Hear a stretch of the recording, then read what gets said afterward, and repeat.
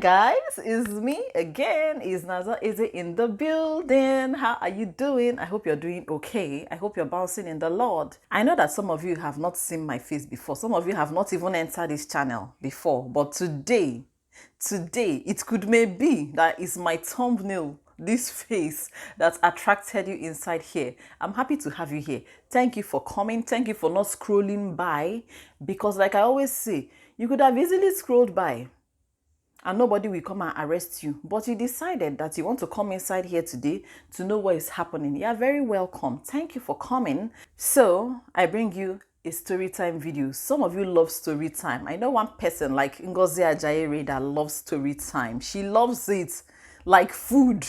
Shebi Ngozi, am I right or am I right? Let me know in the comment section. So this story I'm about to tell you, it happened in 2016. Yeah. I remember clearly because that was when my husband bought me a new Jeep, and this story is about that Jeep, something that happened, and it's the first and last time I have ever encountered MOPOL officers personally. So I signed up for the WIMBIZ conference. Yeah, you know WIMBIZ conference, Abi, Women in Business. They do it in Nigeria. I don't know if they still do it. I've not even heard anything about WIMBIZ. Yeah, are they still doing WIMBIZ conference in Nigeria or not? Let me know in the comment section if you know about it. It used to, when I attended that one, it was amazing. It was fantastic. I learned a lot. Like, you meet powerful women in Nigeria. They were all there. So I was excited about the conference. And then this thing happened barely a month after my husband bought me that car. And I loved that car so much. On my way to the WIMBIZ conference, in my new car, I was almost at Echo Hotel, because that's where they used to do the conference. I was almost at Echo Hotel and Suite. And you know that round, okay, from Bar Beach, when you're heading to Echo Hotel from Bar Beach, when you get to that end, I think, is it Echo Atlantic? When you are now about to turn and then head to Echo Hotel. As I was about to turn, as in I got to that junction, next thing, what did I see? A Keke Marwa coming with full speed and then hit the driver's door. I was the one driving, so it hit me. And I remember then I was on the phone. With my friend Uju. I wasn't holding the phone to my ear. I was using the Bluetooth of the car to answer that call. And then this keke out of nowhere came and bashed me. I was in shock. I told her that I was going to call her back, that they just hit me. And then I cut the phone. And then I came out of the car. The person that was driving the keke came out, and it happened to be a MOPOL officer. They were two in that keke. So apparently, they had seized the keke from the rider. And I think from their story, I think they were taking it to the station, or they were trying to transfer it from one station to the other. They didn't just seize it immediately that thing happened, because it was just the both of them I saw in that keke. So one of them was stalled, the other one was shot and fair. So these people came out, and I was still in shock. I was like, oh my goodness, if you see that door, they destroyed it. My mirror, they destroyed it. I wanted to cry. I said, what is this? My new car is not even up to a month old. I didn't even know how to tell my husband, because my husband was not in Nigeria at that time. So I now came down, to see the people that hit my car. These people came out, the mobile officers came out. The short one was giving me attitude. He was even barely saying anything. And guess what? He was the one driving the keke. It was the other one, the tall one, that was trying to pacify me, begging me that, madam, it's okay, take it easy, don't worry. And I was like, what do you mean, don't worry? And then at that same time, there were some area boys, all these area boys sitting on one side, I can't even remember, but the child came from that place where they were sitting, and they came to us. They were like, madam, don't worry, we saw wetin happen. We know, say no be you. Now them cause am. That fair guy was trying to threaten them. I think he wanted to use intimidation to intimidate us. But those guys were not intimidated. Like me, I was in shock. I was just standing there like, what am I going to do? In my mind, I was just calculating, me now, what am I going to do? My new car. I'm almost late for the conference and everything. So there and then, I called my husband.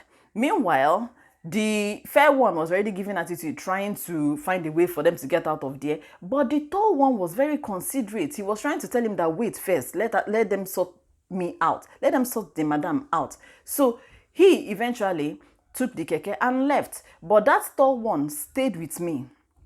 He stayed with me, and I was like, okay, since that one was staying with me, no need to pursue the other one or follow him up or something. I think they had two aside. That's how I knew that it was like they were discussing what to do or whatever. So he now told that other one to stay. So that one stayed with me, and then I didn't call my husband immediately.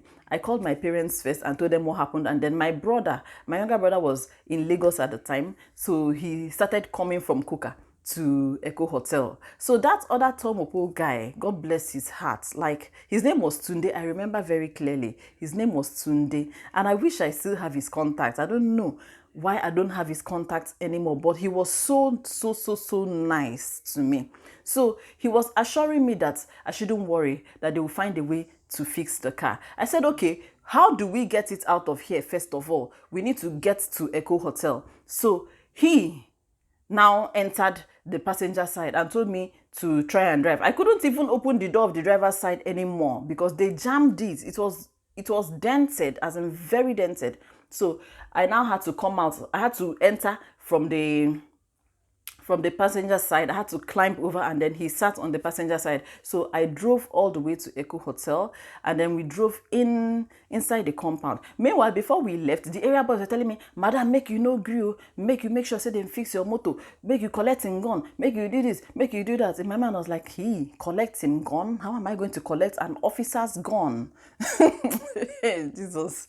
So we got to Echo Hotel. I cried. I forgot to mention that I cried. Of course I will cry. It's a new car. What am I gonna tell the man that bought the car? But I eventually called him and told him, before we got to Echo Hotel, I called him and told him what was going on. My husband, he wasn't even angry or anything. He was concerned about me, that, are you hurt? Did anything happen to you?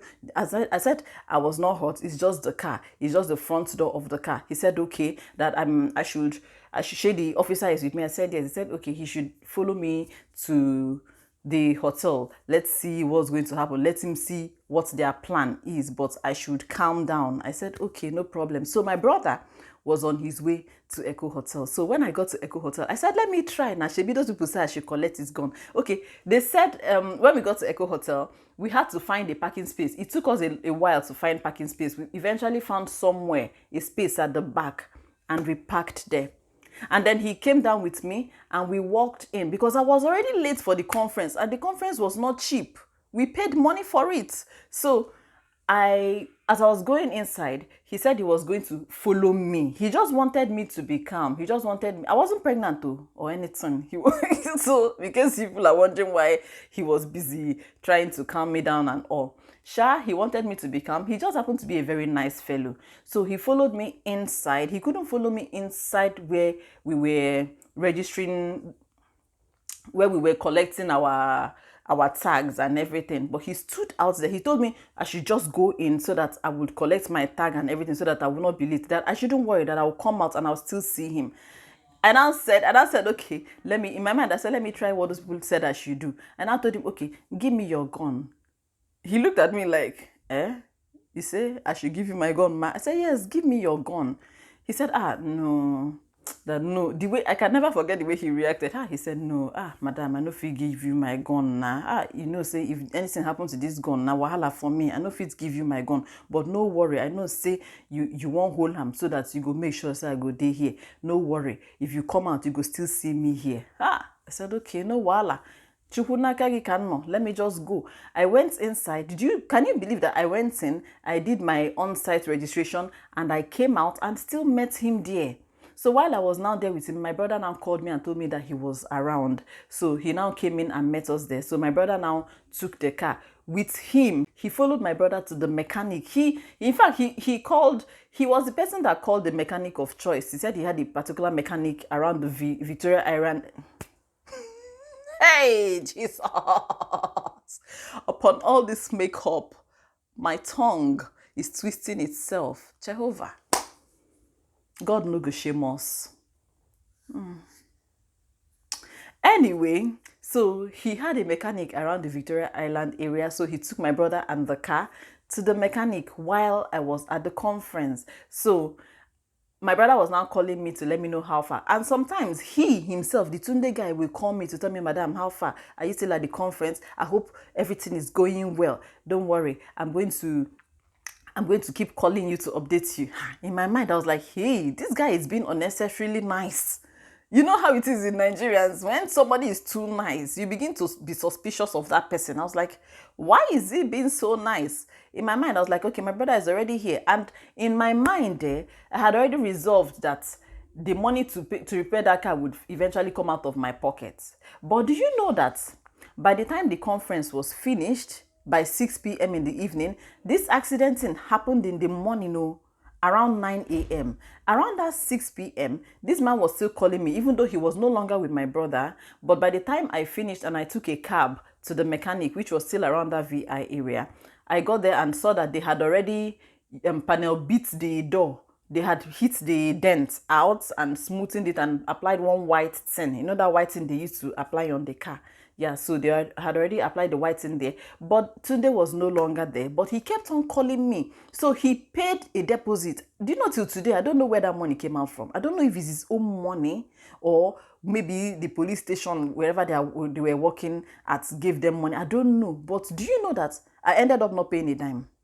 I ended up not paying a dime to repair that car. All the money came from him. So he paid for the panel beating and that white thing that they did, but the painting was not done at that same mechanic, because that my friend that was on the phone with Uju, my friend, she called her husband and he said that he would advise me to bring the car back to Festac, because that's where we stay, so that his own mechanic would do the painting, that the guy knows, not manual, or that he knows how to do it very well. So I called the guy and asked him how much he was going to charge for the painting, and he said it was going to cost 18k. Yeah, now I remember clearly. He said it was going to cost 18k. So I told Tunde that they said it was going to cost 18k, and he said okay, that he doesn't have the 18k yet, that do I have 18k to pay, that he was going to refund. That was what he said. Yeah. And then I said, no wahala, because in my mind, I was like, since I can't even see him anymore, he has already gone. So I paid the 18k, they painted my car, they did everything. They found paint that was close to the car. You know that if your car is not black, my car was gray. If it's not black, they might not be able to find that exact shade. And that my car had a very unique gray color. It was hard for them to find that shade. They had to repaint it. They had to paint it 2 times safe for them to get something that was close, that won't be so obvious. So they had to now, let me not ramble out of point, So I paid and then they painted it. And then I told him I had paid. Do you know that? Hey, like about 4 weeks later or so, I had already forgotten about the Tunde guy and the money and everything. This guy sent me a message out of the blues. That can I send him my account number? I was like, are you serious? I said, okay. I sent him my account number. This guy transferred that money to me. He paid that money. He was not the one that was driving the keke. He was not the person that hit me. But he was the one that the money, like I keep saying, I keep wondering, I don't know if it was his pocket that money came from. The person that hit my keke, the person that hit my car gave me attitude and left.